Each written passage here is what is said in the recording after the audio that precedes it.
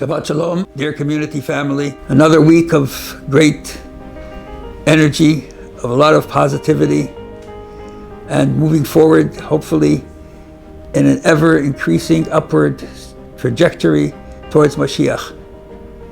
Those of you who've been to the community this past week were privy to see extraordinary experience.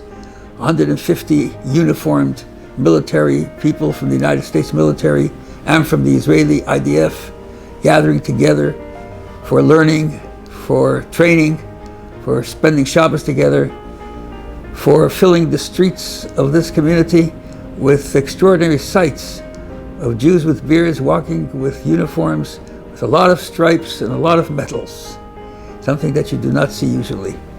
All of that for the sake of Hashem, to bring godliness into the space as they train in the Aleph Institute, which is headquartered here in our shul, and which started at the same time as the shul, to bring spiritual, emotional, psychological values, benefits, and support for the military through their chaplaincy. And then we go today, of course, this week, to the Parshat Vayakhel. Parshat Vayakhel, in some way, to Chabad disciples, to Hasidim, to Shluchim, has a very, very unique role in our lives. For it was the actual last talk that the Rebbe gave on Saturday. That following Sunday, he had this massive stroke, which did not allow him to speak after that until he entered into the different space on the 3rd of Tammuz 2 years later. That last talk, only a small portion of it was published. It was a shorter talk than usual, and you take a look and you look at the concept and the text, and you say, what was the culminating statement of this giant of history, of this mosaic figure, who was the most powerful and influential and effective Jewish leader and possibly general leader from many people's perspective in the world. Changed the trajectory of Jewishness after the Holocaust, brought a sense of pride, a sense of respect, self-respect, a sense of purpose and meaning to Jewishness on the deepest levels. What was his last statement? And he talked during this last period, and the only part that's published is a short part of the talk that emphasizes the concept of Vayakhel. Vayakhel and Pekudei often go together. It's a double portion, a tandem portion. During leap years particularly, and other times, we read them separately, depending on the calendar structure. Because each one of them has particular specific meaning. Vayakhel and Pekudei.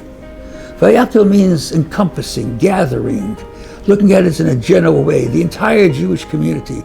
In fact, the word congregation, kihilah, comes from Vayakhel. And they gathered as one. All the Jewish people were as one. There is a singular aspect of the Jewish people in their oneness, a singular mission and purpose, a fundamental foundation of who we are, and that is faith in God, acceptance of God, listening to God's directives. That is one important factor. In the language of Hasidus, as taken from the Kabbalistic text, that to fulfill the will of the Creator, that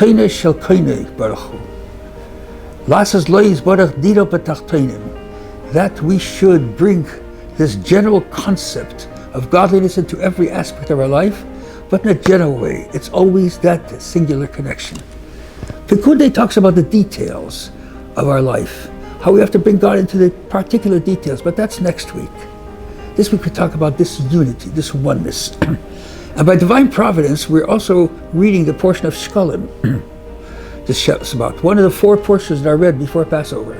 Shkolim is the portion that addresses the mitzvah of each Jew giving a half-shekel in order to be able to buy the public offerings for the temple.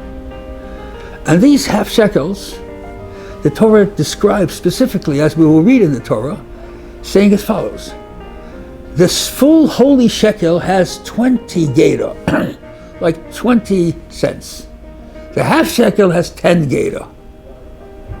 But why would you want to know how much a full geta is? All you have to do is to save some space and be clear. Half geta is 10 shekel. Why do you have to say 20 geta is the holy shekel and you have to give a half a shekel? Could have said it straight out. The answer is that this half shekel was a common tzedakah that was mandatory for every single Jew, no matter how, from the age of 20 to 60, every single one of them had to give a half shekel. No man could give more, no man could give less. The rich man could not say, let me pay a little extra. The poor man could not say, let me get away with a little less. Half shekel was mandatory, which meant this was a unifying factor. And in fact, the product of this half shekel was the public offerings. The public offerings each day represented every single Jew. It represented all of us. In fact, a piece of our half shekel was part of this pot that bought these daily public offerings, morning offerings, afternoon offerings, holiday offerings. So this was a unifying factor. Well, how is unity to take place? So there's unity of bringing God into this world. God is the one. God is the one singular. And then there's the unity of the people of Israel. And within the unity of the people of Israel is also the unity of God. Because each single Jew has a godly spark within him, a piece of God.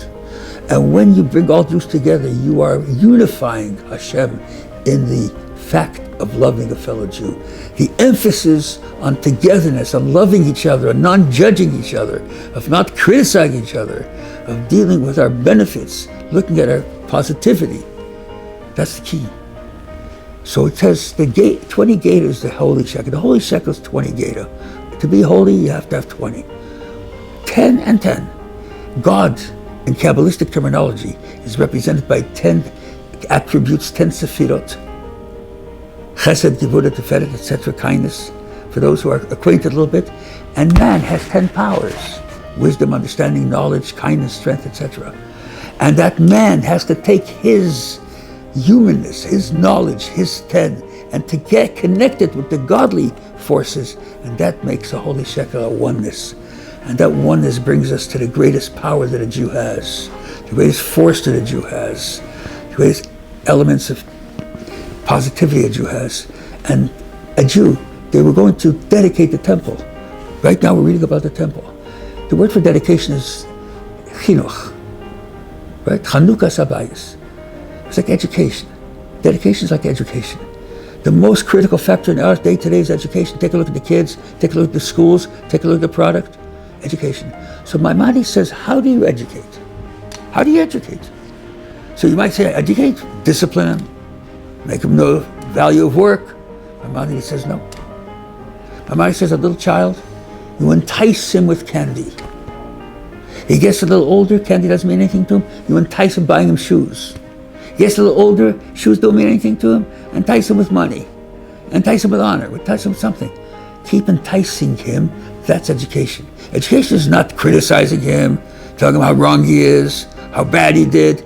It's telling him something beautiful to come in and be integrated. Unity requires an attitude of non-judgmentalism, of real internalized love for each other. Can you imagine if that took place in our community? Nobody talks bad about each other, only good. Nobody feels bad about each other, even if they did something that wasn't so good.